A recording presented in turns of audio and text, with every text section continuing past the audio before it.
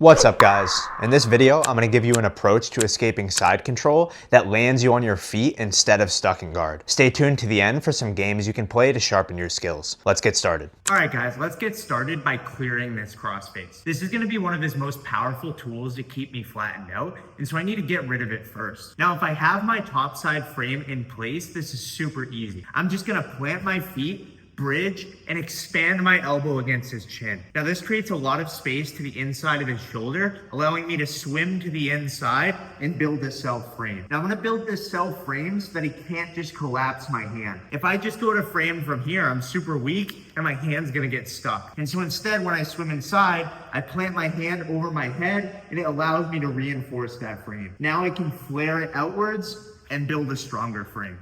Now, if I don't already have my top side frame in place, it's going to become very difficult for me to use this arm to create space. But because he's attached to this arm and keeping it trapped, I actually have a decent crossface on the bottom here. So I'm going to plant my feet again, making sure to block his mount as I do. And I'm going to bridge and crossface him. So I bridge up and I crossface him across my body. Now in this case, I built the space to swim to the inside, building my self frame, and going back down. Now I still need to get my primary frame in place, so I'm gonna use my frame on his arm to make some space and swivel my hand. Now if I'm still having trouble at this stage, trying to leave my arm but getting slightly blocked, I'm going to use my forearm against his forehead to create a weird angle on his neck. This is gonna encourage him to make space and allow me to get my frame. Now, once I get both my frames in place, I'm going to double down on his crossface arm. So rather than keeping this neck frame, I'm going to use both my hands to the inside of his bicep. So I just flare my frames out, I turn slightly towards my opponent, and then I'm going to bring my top side hand to the inside of his shoulder. Once I get this, I can slide my bottom side hand down and get a hold of that bicep. Now, because I have two hands on the bicep, the weak point of my thumb is protected on both sides. And so I can follow his weight with this grip. Now that I have a 2-on-1 on this bicep, I'm gonna begin to build towards a stiff arm, and then I'm just gonna get up. So I begin by bridging against my opponent, straightening my arms as I do. Now once my top arm reaches a stiff arm, it's fairly strong against his weight, so I can drop my bottom arm to start building some height. Now if I try to roll directly up against him over my elbow, it's very difficult. So instead, I'm gonna draw my elbow back behind my shoulder line and prop up. Now once I get here, this is stopping him from collapsing back into me, and so I have plenty of space to do a tactical get up. So I'm planting my outside foot and I'm drawing my bottom knee out and around. Once I build to the knees, I can look for an underhook and begin to wrestle. Now, as I build up to this elbow, a pretty common response is for my opponent to reach over my stiff arm. Now, if he begins to reach and I go to follow, I'm essentially putting myself flat. And so instead, I'm gonna release this grip and I'm gonna go to an octopus guard instead. So I'm planting my hand heavy over his thigh, and I'm using my elbow to block his lower back. Now I can continue to build weight up, planting some of it on him as I get to my knee. Now the first thing I'm gonna try here is a scoop sweep. So I'm gonna reach up and over his back, folding him over my knee like a pivot point, and then I'm gonna reach underneath his near leg. Now instead of trying to lift him, I'm just trying to lever him over my leg and take him down. If you wanna know more about this octopus guard, check out my latest video. Now, as I build my stiff arm and look to get up, my opponent might move away from me.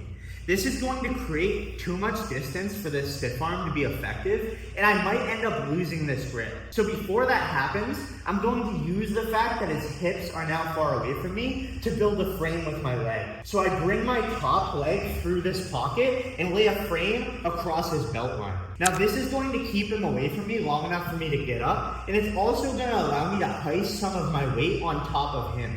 So I'm drawing my weight over his hip and using it to build up to my other knee. Now because my shin is in place, he won't be able to circle around the corner, but he can still look to cover the front head. Now as he covers the front head, I'm in perfect position to hit a sit out. So I'm gonna weave my head to the outside, ripping my elbow to the ceiling and sitting through.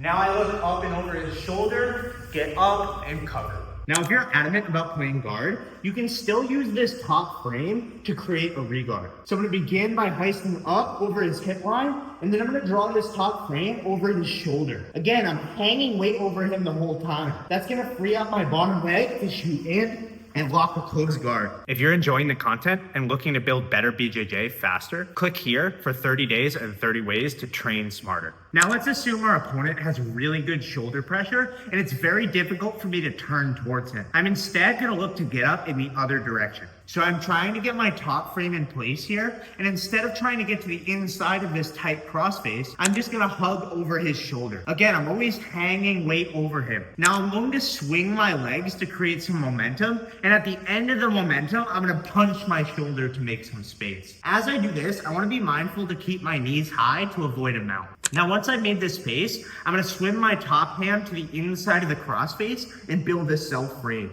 Again, building a self frame so that I don't get my wrist collapsed to my own chest. Now, once I get here, I'm gonna look to get my elbow to the inside as well. So I continue to turn, driving him away with my frames until my elbow pops to the inside. One of the most common mistakes I see when people try to do this is that they attempt to roll away from their opponent.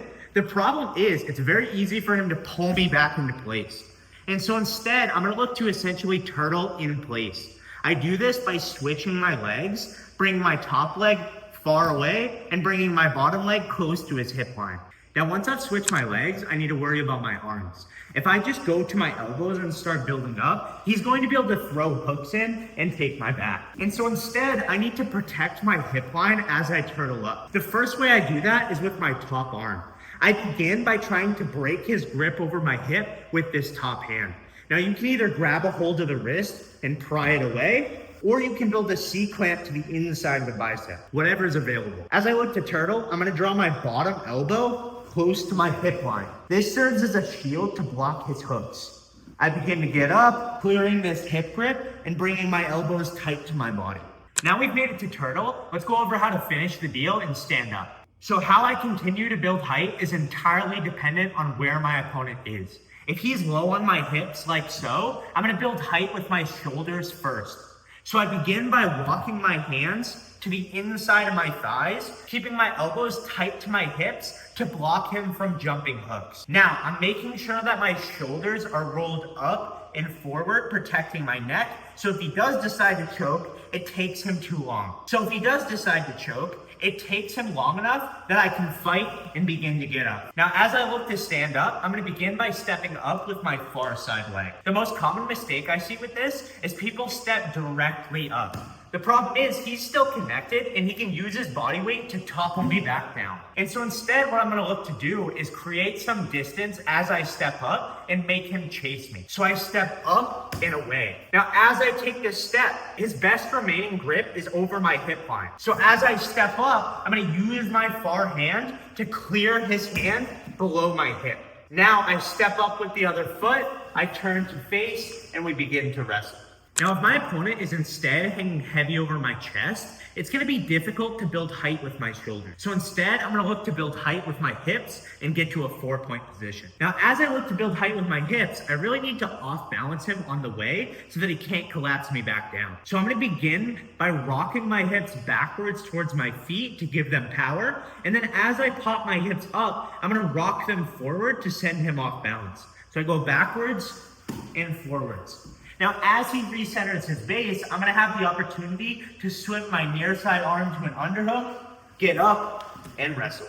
Now, if my opponent is too heavy and I feel like I can't build height with my shoulders or my hips, I'm gonna use his commitment against him. So I'm gonna look to build some momentum and then roll him through with a fat man roll. So the first thing I'm gonna do is step up with my outside leg and grab a hold of his wrist. Now I'm gonna look to hit a sit out. Now if I sit out and he doesn't follow me, that's great. I just stand up and escape. But typically as I sit out, he's gonna send his weight forward and that's gonna allow me to roll him through. Now, as he sends his weight forward and I look to roll him through, I want to make sure that my leverage is correct. If I just try to lay down and barrel roll, I'm going to get crushed. And so instead, what I'm looking to do is collect his wrist and dive underneath both of our legs. So I'm essentially throwing my shoulder deep into the pocket and not giving it an option to resist this roll. Now, I breach through and I roll. Now, as I get to this side, I don't want this to turn into a scramble, so I'm gonna keep his wrist trapped as I cover the far side of his body. Now, rather than letting go and sitting up, I'm going to switch my legs and then cover. Now that you've gathered some technical knowledge, here are some games to build your skills. This first game is called the Confident Turtle. You're going to start in Turtle with your opponent collecting your far side hip and your near side tricep. You win by making it to both feet and clearing all grips. You lose by either getting pinned or getting your back taken. No subs allowed. This game will help you build confidence in the turtle position. It will make you feel comfortable using it as an escape route. The next game is all about the stiff arm. So you begin in the stiff arm position with their wrist or elbow collected, and you win by getting to your elbows and your knees. You lose if your opponent is able to crossface you flat and clasp their hands together, or if they're able to mount you. This will help you build pathways from the stiff arm position. The last game is from a deep side control position. Your opponent begins with a fully locked in side control, crossface, and hip both controlled. You win by getting to your elbows and knees or by reversing position, and your opponent wins by mounting you. This will help you learn how to dig yourself out of deep holes. Thanks for watching. Click here for 30 days and 30 ways to train smarter, and click here for another video YouTube thinks you'll love. See you next week.